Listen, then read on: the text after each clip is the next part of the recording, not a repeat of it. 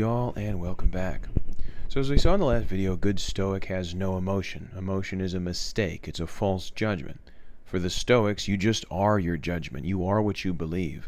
So there aren't multiple soul parts as there are on Plato's picture. It's just your reason. So to improve yourself, you improve your reason, which means improving the things that you believe, which means making them true things instead of false things. So I'm going to read a selection from a book called The Discourses by a Stoic philosopher named Epictetus, a fascinating character in his own right, a freed slave. He goes on to become one of the most prominent Stoic philosophers in Rome. He says, here's the primary means of training yourself. As soon as you leave in the morning, subject whatever you see or hear to close study. Then formulate answers as if they were posing questions. Today, what did you see? Some beautiful woman or handsome man? Test them by your rule. Does their beauty have any bearing on your character? If not, forget them.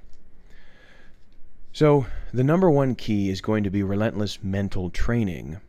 And the idea is this. He says as soon as you leave in the morning, but of course for us it's long before we leave our house. It's as soon as we wake up. You're going to be bombarded with images. And these images, whether or not you realize it, are actually pushing you to form a certain kind of judgment. When you see something, you instantly kind of conclude that's a good thing, that's a bad thing, or possibly you treat it as a neutral thing. But most of the images we see, at least on screens, are designed in some way to be appealing to us, primarily, usually for the purposes of getting us to buy something. So he used the example of human beauty, and we see this a lot, various kinds of human beauty. You see a beautiful woman or handsome man. Now, perhaps that's, going to get you to think, oh, I'd like that person in my life or someone in my life. But far more likely, you're supposed to think, oh, I'd like to look like that. If I could have that kind of beauty, that would be ideal. And of course, what we're doing here is we're taking that implicit judgment, that non-occurrent thought, and we're bringing it to the surface and making it explicit. So that beauty of that person is a good thing. That's the judgment, at least. And the question is, he says, right, test it by your rule. Does it have any bearing on your character? Because, of course, if it affects you becoming a good or bad person, then, of course, it does touch actual good or bad. But does it? Well, a person's character doesn't directly impact or change your character, how much less another person's beauty. So no. And he says, forget it. Spend no time thinking about it. So you're constantly subjecting what you see, the judgments that you make, to closer scrutiny. And you're saying, this feeling I have is in reality not just some passive feeling, it is a judgment. And is the content of that judgment true? I feel anxious because I have a big test or presentation coming up. What's the content of that? I'm going to do badly. Well, you don't know that. And supposing you do badly, is that going to be a bad thing, even if you do badly, right? No. I mean, it might push you out of a career path that you shouldn't be in into something that's more promising, right? So you treat everything the way that it's supposed to be treated. Now, this mental training will, if done properly, result in virtue.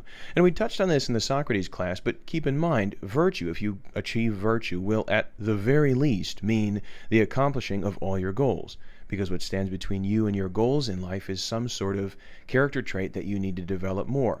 Courage, self-control, wisdom, whatever. So you can get where you want to be, say the Stoics, if you train. In the realm of physical training, we really understand this point that you don't grow, you don't get stronger without subjecting yourself to pain or discomfort. And sometimes it requires another person stepping in to subject you to that pain or discomfort. I went through a period in my life where I was quite low, I was very out of shape, and I wanted to get back in shape, but I would try to go to the gym and I had no energy. I knew that I physically probably was capable of doing a pull-up, but I just couldn't. It just was at zero. So what I did was I joined a CrossFit gym. And I'm not here endorsing CrossFit as a sport. It's a sport that I personally enjoy, right? But there's many different ways of getting in shape. But what it did was having a coach and other people around me pushed me to do things that I absolutely never could have done psychologically on my own. Pushed me, right? Now, supposing I joined this CrossFit gym, and on the first day, the coach had gotten up and said, all right, go around, what's your favorite snack? We say, what's our favorite snack? What's your favorite TV show? And then he'd set us each up with our own individual TV and a nice comfy couch, watching our favorite TV show and eating our favorite snack, which they got for us. He said, you're paying us for this gym, we'll use that money to buy your favorite snack, and we'll do this for 1 hour. Well, I might have, for like a second, been relieved, like that's a lot less painful than what I thought we'd be doing, but immediately I would have been indignant, right? That's not what I'm paying you for. I'm paying you to push me. I'm paying you, in a word, to make me suffer because I don't have the discipline or whatever it is to do that on my own. I need to break through this barrier. We understand that in the physical realm, but for some reason we miss it in the mental realm, say the Stoics. So in the mental realm, it's no different. You do not grow without pushing yourself through some sort of pain or discomfort. But in the mental realm, if we encounter difficult circumstances that try our patience, that try our civility, people that test our even temper, our first impulse is to get out of that situation, to avoid it. And the Stoics say if you do the analogous thing, obviously, in the physical realm, if you leave the gym, if you don't lift the weight, if you don't go for the run, right, you won't get stronger. And it's no different in the mental realm. It's no different with your character. If you lean into that difficult circumstance, if you take a deep breath and say, this is going to test my patience. If I can get through this, I can get through anything. You will emerge from whatever that is, that long, boring lecture, being stuck in traffic, that conversation with a difficult person, a little stronger. And if you practice testing your patience, leaning in, not losing your cool, not running, you will build mental strength. And the Stoics say there is really no ceiling to how strong you can become. In other words, you need a gym to become strong. For your mind, what's the gym? The world is your gym. The world is your gym. The difficult circumstances that test you, the circumstances you face, those are directly analogous to the things in the gym, those things that offer various kinds of resistance, which, if engaged with properly, will make you stronger. You are as strong as you allow the world to make you. And who's your personal trainer? Who's your coach? Epictetus says your coach is the most difficult person you know. Okay? So he says, is it possible to benefit from these circumstances? Yes, from every circumstance, even abuse and slander. A boxer derives the greatest advantage from his sparring partner, and my accuser is my sparring partner. He trains me in patience, civility, and even temper. I don't know if you've ever had an accuser, somebody who spreads lies about you, but I have, and it's one of the most miserable experiences a human can have, I think, especially if they're very good at it. They're very good at kind of spreading these lies sort of behind your back. You don't know who exactly they're talking to, what they're saying.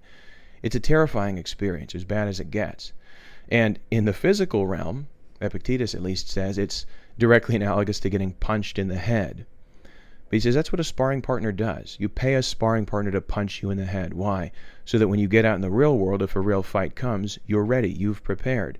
He says your accuser is not necessarily your enemy. They're your sparring partner. They train you. If you develop patience, civility, and even temper, you know what else that's going to help you in? Literally every circumstance you will ever face in your entire life. If you lean into it, if you engage with this, if you take a deep breath, say, I'm not going to run from this, I'm not going to blow up, I'm not going to verbally abuse this person, I'm going to train myself to remain patient in interacting with them, they can really help you. In fact, they can help you directly analogously to the way that a coach or personal trainer helps you. So, this is Stoicism, kind of very brief synopsis, but the things we think are good or bad are actually indifferent, they're neutral. Good Stoic has no emotion because that is a mistaken judgment that a good or bad has come into and left your life. And relentless mental training trains you in virtue, and the world is your gym. You are as strong as you allow the world to make you. So much more to Stoicism, obviously, but we do need to move on. And in the next module, we're going to take a look at a diametrically opposed approach to achieving tranquility. Thanks.